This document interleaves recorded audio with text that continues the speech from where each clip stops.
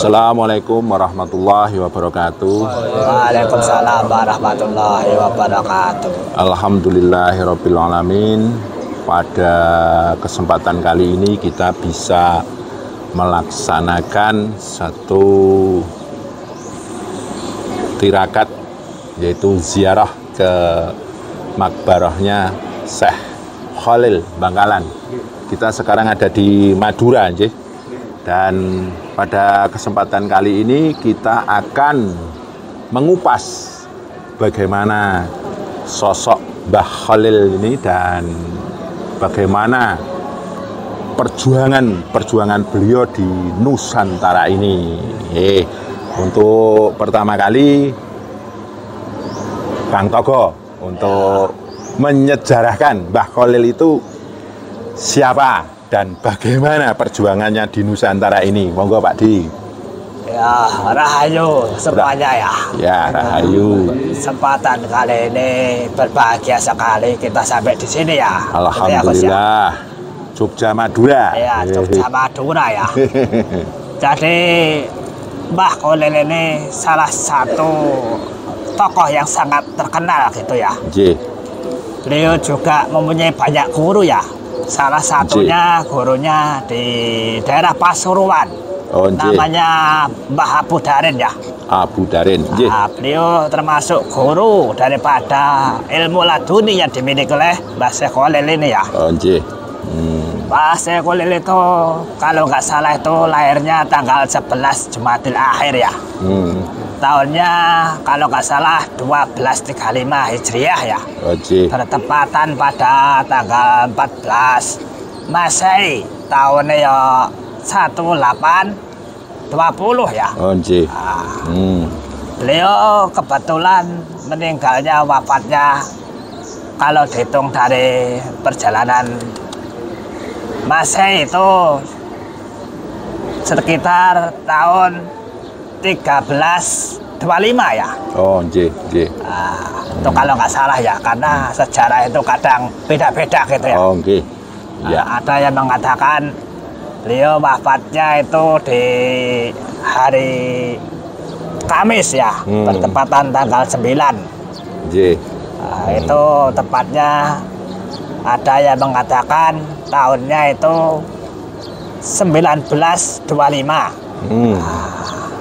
Tapi masalah itu ya terserah, wong itu banyak sumber ya. Yang jelas kita ini membahas tentang karomah beliau gitu ya. Perkara penafsiran untuk kelahiran beliau dan wafatnya beliau itu banyak sumber sejarah gitu ya. Jadi ke-17 yang dimiliki karomah oleh Syekh Khalil ini banyak ya, seperti beliau bisa bepergian ke Mekah secepat kilat ya. Beliau di penjara waktu zaman penjajahan dulu bisa meloloskan diri ya. Beliau bercocok tanam, menanam timun, orang yang ngambil timunnya nggak bisa jalan gitu. Dia bisa mengobati orang lumpuh, seperti itu kesaktian dalam orang-orang lama dulu ya. Tapi yang jelas di sini ada sesuatu yang menarik tentang sejarah beliau, amalan yang sangat luar biasa yang menjadi sebuah istiqomah gitu Gus Rafiq. Itu amalan tentang Assalamualaikum gitu Gus Rafiq. Dimedar saja Gus Rafiq. Yang jelas Syekh Khalil ini mempunyai 17 karomah, dan itu beberapa sudah disebutkan oleh Kang Togo tadi. Namun ada salah satu amalan yang luar biasa dari Mbah Khalil ini, yaitu amalan Assalamualaikum warahmatullahi wabarakatuh. Nah, Mbah Khalil ini, Syekh Khalil ini sebelum menyebarkan salam ke orang lain, kepada makhluk lain, beliau itu ucap salam dulu kepada dirinya sendiri, termasuk unsur-unsur dirinya sendiri. Contohnya, penglihatan. Assalamualaikum warahmatullahi wabarakatuh. Hai penglihatanku, semoga keselamatan atasmu, rahmat dan berkah Allah untukmu. Pengucapannya, Assalamualaikum. Pendengarannya, Assalamualaikum. Pikirannya, Assalamualaikum. Geraknya, semuanya disalami oleh Syekh Khalil ini, termasuk detak jantungnya, denyut nadinya, peredaran darahnya, hidupnya, adanya, dan bahkan beliau diberi nama Syekh Khalil itu pun dia ucap salam. Aku diberi nama Khalil. Assalamualaikum warahmatullahi wabarakatuh. Nama ini semoga membawa keselamatan, rahmat dan berkah dari Allah. Nah, ini bisa kita tiru. Ya, kita semuanya sampai di sini semoga membawa keselamatan, rahmat dan berkah dari Allah. Berarti kita sampai di sini pun kita ucapkan salam. Assalamualaikum warahmatullahi wabarakatuh. Jadi ini yang namanya unsur diri dan diri pribadi yang selalu diucapkan salam nanti akan menghasilkan yang namanya hidup, dan keberadaan eksistensi kita di dunia ini pun membawa keselamatan, rahmat dan berkah dari Allah. Bahkan di titik kematian kita pun kita menyambutnya dengan Assalamualaikum warahmatullahi wabarakatuh. Insya Allah Syekh Khalil pun ketika didatangi malaikat Israel pun, Assalamualaikum warahmatullahi wabarakatuh. Hai Israel, semoga engkau membawa keselamatan, rahmat dan berkah Allah untukku. Hai kematianku, semoga engkau membawa keselamatan, rahmat dan berkah Allah untukku. Seperti itu Syekh Khalil.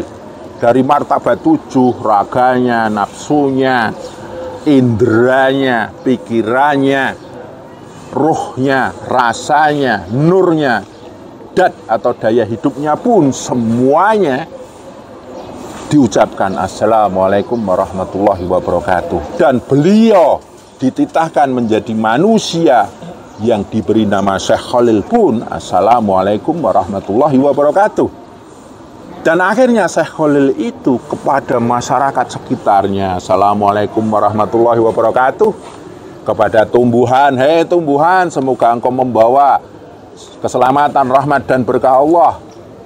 Kepada hewan, kepada makhluk-makhluk halus, semuanya disalami oleh Syekh Khalil ini. Kenapa saya tadi menyebut husnul khatimah? Karena di dalam sholat pun kita toleh kanan, toleh kiri, menutup sholat itu dengan bacaan Assalamualaikum warahmatullahi wabarakatuh. Inilah luar biasanya Syekh Khalil.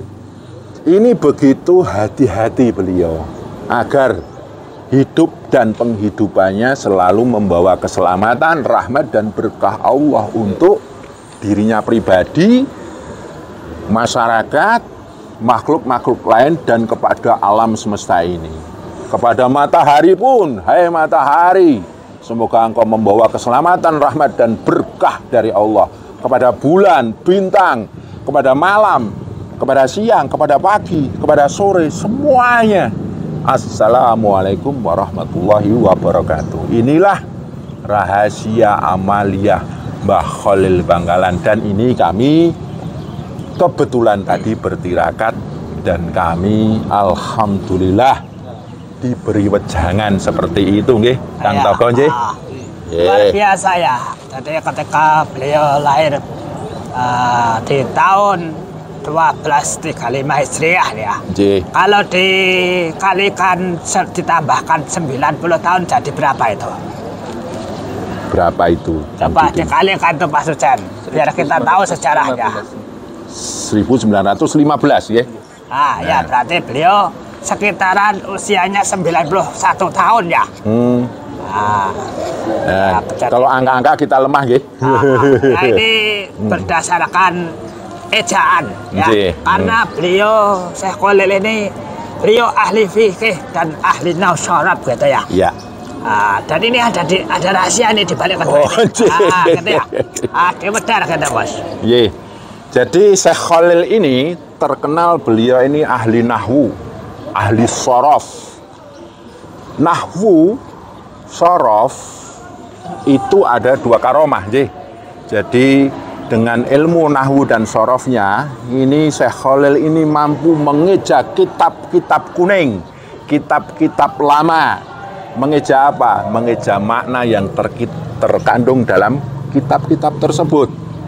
Dan akhirnya beliau adalah ahli fikih, ahli hukum-hukum agama dari apa yang dia baca. Itu karomah yang istilahnya secara umum nggih. Lah secara khawas, bahkan khawasul khawas, dengan nahwu sorofnya Syekh Khalil ini mampu mengeja makna semesta alam. Dan beliau ahli memahami hukum-hukum semesta alam. Jadi nahwu sorof ini membuat Syekh Khalil ini mampu mengeja kitab, mampu mengeja alam semesta, mampu mengeja hukum-hukum fikih yang ada di kitab, dan mampu mengeja hukum-hukum yang ada di alam semesta. Jadi ini ada kitab tinulis, yaitu di kitab-kitab kuning, dan kitab tanti nulis, kitab yang tidak tertulis, yaitu yang ada di alam semesta ini. Ini mewakili kitab garing, yaitu kitab-kitab yang tertulis, dan kitab teles, yaitu yang ada di alam semesta ini. Makanya Syekh Khalil ini menguasai kitab garing dan kitab teles, kitab tulis dan kitab tanti nulis, kitab dalam wujud buku dan kitab dalam wujud semesta alam dan semesta pribadi. Makanya ini dia rangkum, beliau rangkum dengan Assalamualaikum warahmatullahi wabarakatuh. Seperti itu. Niku Kang Toko. Iya. Beliau ini juga luar biasa atas keilmuannya, juga beliau bernasab dari Sunan Gunung Jati yang di Cirebon gitu. Oh, jih. Jadi sudah selayaknya kalau para pejalan Satariah itu hendaknya menyambungkan ruh rasa nurnya ke sini ya. Karena masih ada sambungan silsilah nasabnya gitu loh, Bos. Syekh Khalil ini nasab keilmunya nyambung ke Sunan Gunung Jati, dan kebetulan Satariah Jogja ini juga nyambung ke sanad Sunan Gunung Jati. Ya, Sunan Gunung Jati itu sanad nomor 25, kita ini nomor 42 dan 43. Nggih ngoten nggih. Ini juga ada sesuatu yang menarik sekali ya. Beliau lahirnya itu pada hari Ahad Pahing ya. Dan kebetulan beliau di Kemayoran, kampungnya Senenan ya. Udah lahirnya Minggu, Senin mulai hidup gitu ya. Ya dah. Dan pulangnya pun hari Kamis, kan luar biasa. Ya dah. Alhamdulillah. Itu ya. Itu sangat menarik sekali itu ya, Gus ya. Dan ini Syekh Khalil ini sudah mencetak sejarah besar di Nusantara ini. Beliau ini adalah cikal bakal berdirinya 2 organisasi Islam besar di Nusantara ini, yaitu Nahdlatul Ulama dan Muhammadiyah.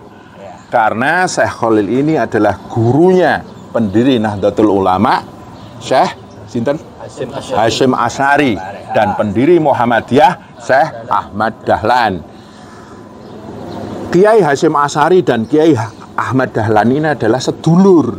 Keduanya berguru kepada Syekh Khalil ini. Dan kebetulan dalam sejarahnya, ketika Syekh Khalil ini melihat 2 muridnya ini, keduanya mempunyai bakat masing-masing. Kalau Syekh Hasyim Asy'ari itu kuat di ilmu agamanya, kalau Kiai Ahmad Dahlan itu kuat di organisasinya. Akhirnya keduanya dicetak menjadi 2 organisasi yang besar di Nusantara ini. Jadi awalnya Muhammadiyah dan Nahdlatul Ulama ini adalah bersaudara. Makanya kalau sekarang antara Muhammadiyah dan Nahdlatul Ulama ini saling berbantah-bantahan, yaitu cobalah kita kembali ke sejarah bahwa keduanya itu sesungguhnya dari sumber yang sama, sumber yang bersaudara. Dan mohon maaf, Nahdiyin ini, Nahdlatul Ulama ini berkembang besar, terutama di Jawa Timur, di Madura, ya. Ini kebetulan kan tempat tinggalnya Syekh Khalil, ya. Nah itu karena dulu ketika Syekh Khalil ini mendirikan Nahdlatul Ulama ini benar-benar saat itu ada sejarah yang sangat luar biasa, ya. Waktu Syekh Khalil ini punya murid namanya Kiai Hasyim Asy'ari. Kiai Hasyim Asy'ari ini belajar di Mekah. Nah, ketika belajar di Mekah, Syekh Khalil ini mendengar berita tentang kealiman Syekh Hasyim Asy'ari itu. Akhirnya Syekh Khalil ini berguru sama Kiai Hasyim Asy'ari. Tapi karena Kiai Hasyim Asy'ari ini sangat menghormati Syekh Khalil ini, Syekh Khalil ini berguru pada Kiai Hasyim Asy'ari, pakaiannya Syekh Khalil ini selalu dicucikan oleh Kiai Hasyim Asy'ari. Nah, itulah akhirnya Nahdiyin ini mendapatkan restu yang luar biasa dari Syekh Khalil dan Mbah Hasyim Asy'ari, akhirnya luas di Nusantara ini. Dan mohon maaf, waktu mendirikan Nahdlatul Ulama ini, mohon maaf kalau ada salah dan kurangnya, ini ada campur tangan Nabi Khidir, ya. Waktu itu Syekh Khalil mempunyai murid namanya sinten? As'ad Syamsul Arifin. Kiai Haji As'ad Syamsul Arifin. Wah, waktu mau mendirikan Nahdiyin ini, Syekh Khalil memerintahkan kepada Kiai As'ad Syamsul Arifin untuk menjemput Nabi Khidir di stasiun. Tapi karena pakaiannya compang-camping, ya hanya diantarkan kepada Syekh Khalil. Nah ini 2 kali, ya. Pertama dijemput, pakaiannya compang-camping. Yang kedua compang-camping. Nah ini nggak tahu kalau sedang berembuk mau mendirikan Nahdlatul Ulama. Yang ketiga, Nabi Khidir pakai pakaian yang istilahnya necis, ya. Layaknya seorang kiai lah. Baru disitulah Kiai As'ad Syamsul Arifin baru tahu, oh ternyata beliau itu sedang berembuk dengan Syekh Khalil untuk mendirikan Nahdiyin. Jadi Nahdiyin ini dulu di Nusantara begitu besar, istilahnya restunya dari para ulama di Nusantara ini. Termasuk Kiai Haji Ahmad Dahlan itu pun direstui oleh Syekh Khalil untuk mendirikan bahwa Islam itu tidak hanya belajar tentang hukum-hukum agama, tapi organisasi itu pun penting. Karena Ali bin Abi Thalib mengatakan, keburukan tapi tertata organisasinya bisa mengalahkan kebaikan yang tidak tertata organisasinya. Akhirnya direstuilah Kiai Ahmad Dahlan ini untuk mendirikan Muhammadiyah, kayak gitu. Ngoten niku Kang Togo. Jadi luar biasa Syekh Khalil ini. Luar biasa. Makanya tidak heran kalau orang-orang NU itu sangat kental dengan mengenal istilahnya ilmu kewalian, kan gitu ya Gus. Karena memang asal mulanya dididik oleh Nabi Khidir. Seperti itu. Tapi kan semua punya keistimewaan masing-masing, juga punya kekurangan masing-masing ya. Tapi mohon maaf, walaupun kita tahu bagaimana Syekh Khalil ini luar biasanya, ya mungkin ada pertanyaan dari sedulur-sedulur. Mungkin Mas Didin ada pertanyaan? Mau tanya ini, apa nilai-nilai apa yang bisa kita gali, kita teladani dari Syekhona Khalil ini? Ya, walaupun kita sekarang ini sudah paham bagaimana sosok Syekh Khalil ini dan bagaimana sepak terjangnya dalam perjuangan untuk Nusantara ini, ya kita tahu bagaimana luar biasanya Syekh Khalil ini. Tapi mohon maaf, kami kesini pun berziarah ini tetap menegakkan tauhid. Tauhid ya. Ya. Jadi ketika kami berziarah kepada Syekh Khalil Bangkalan di sini, kita membaca la ilaha illallah. Mbah Khalil ini tidak akan sehebat ini, seistimewa ini kalau bukan karena Allah. Terus yang kedua, kita baca subhanallah, maha suci Allah yang menciptakan makhluk sekelas Syekh Khalil ini. Alhamdulillah, maha terpuji Allah, Allahu Akbar, la haula wala quwata illa billah. Maha terpuji Allah, maha agung Allah, tidak ada daya dan kuasa kecuali Allah yang menciptakan manusia, sosok manusia istimewa yang bernama Syekh Khalil ini. Jadi di sini kita datang bukan untuk mencari berkah dari Syekh Khalil. Mbah Khalil aja mengajarkan Assalamualaikum warahmatullahi wabarakatuh.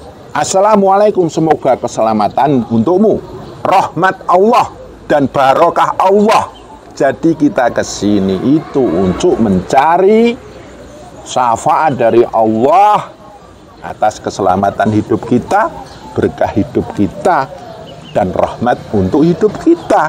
Jadi kita kesini ini betul-betul bertauhid untuk Allah, bukan untuk meminta berkah, meminta istilahnya syafaat dari Syekh Khalil. Kan kayak gitu.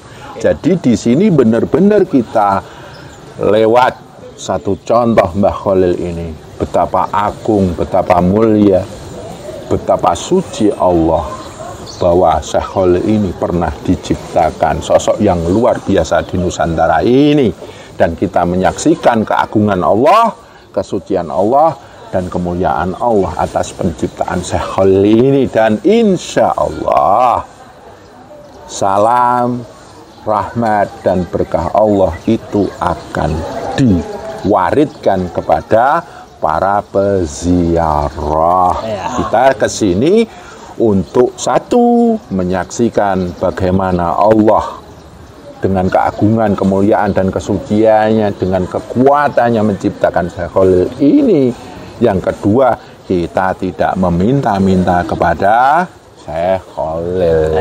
Kita menyaksikan bagaimana Syekh Khalil ini yang luar biasa. Nggih, ngoten niku. Pripun Kang Togo? Ya, Bang, dah betul sekali penerangannya.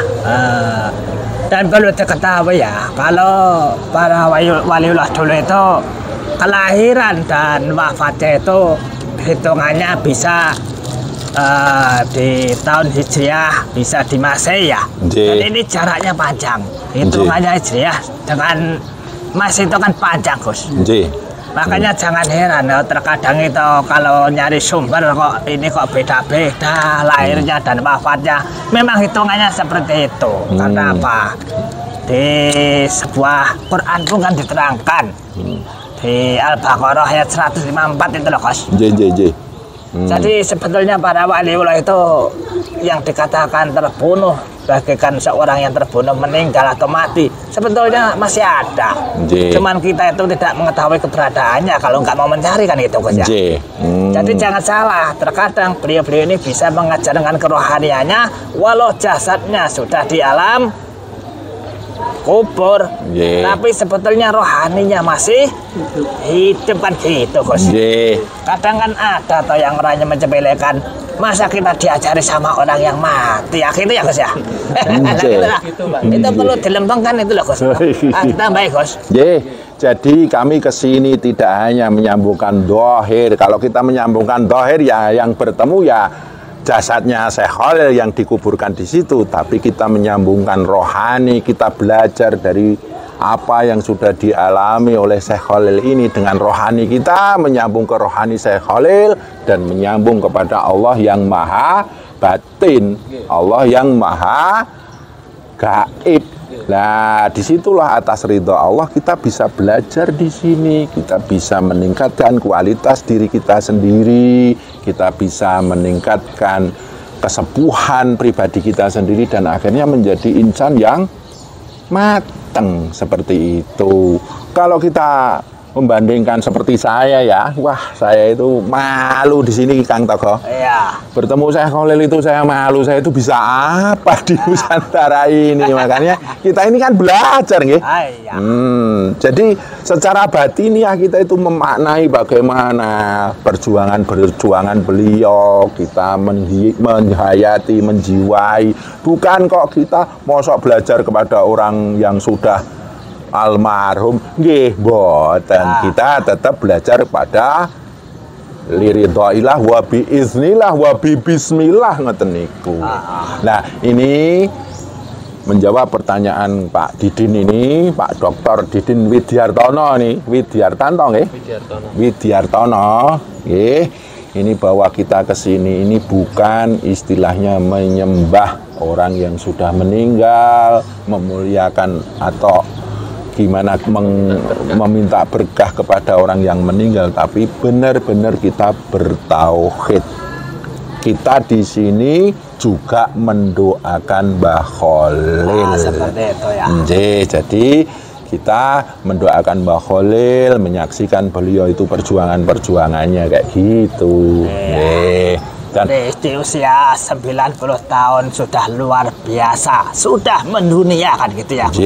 Padahal seperti Gus Ropik dan kawan-kawannya usianya udah berapa, perjuangannya ya seberapa kan gitu ya. Malu kita ketemu Mbah Khalil itu. Iya. Belum seberapa. Kayaknya kalau saya kemarin di YouTube kayak ampu-ampu kayak ya ning nek tapi ning nek ketemu Mbah Khalil, maaf Kang Togo, malu saya Kang. Makanya itu yang tadinya kita nggak mau bikin konten, kita bikin konten karena hanya ini yang bisa kita lakukan gitu kan Gus ya. Jadi nanti kalau kita semua sudah tidak ada di dunia, minimal besok sejarah catatannya kan ada. Itu pun kalau dunia per-YouTubean masih ada kan. Nah, kalau nggak ada ya minimal besok meninggalkan sejarah di generasi yang mendatang. Lanjut. Nah, seperti itu. Ya nanti kan kita bisa belajar, minimal kita menuliskan sejarah walaupun kecil-kecilan. Kayak gitu. Mungkin ada pertanyaan lagi Mas Didin, Pak Bambang, atau mungkin yang lainnya? Saya cukup. Jelas, monggo yang lain. Pak Didin ada pertanyaan lagi? Yang lainnya? Bukan saja kalau udah ada.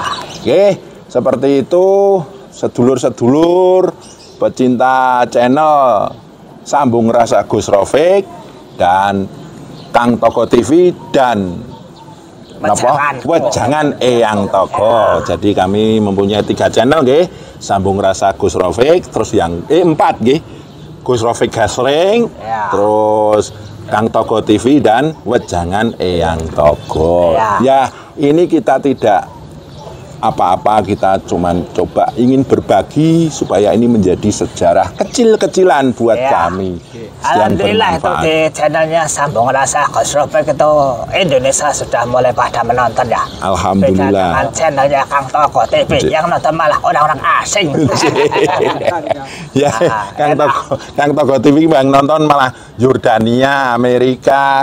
Sebetulnya kalau di subscribe itu sudah tembus, kalau 400.000 itu udah tembus. Cuman sayangnya mungkin nontonnya pakai TV gitu ya. Nggak apa-apa. Tapi tidak apa-apa. Yang penting sejarah walaupun kecil-kecilan tertulis Kang Togo dan semoga bermanfaat bagi sedulur-sedulur semua. Ada itu aja kalau sudah selesai. Seperti itu sedulur-sedulur semuanya, kurang lebihnya mohon maaf, dan dengan segala kerendahan hati kami semoga semuanya ini bermanfaat. Billahi taufik wal hidayah. Assalamualaikum warahmatullahi wabarakatuh. Waalaikumsalam warahmatullahi wabarakatuh.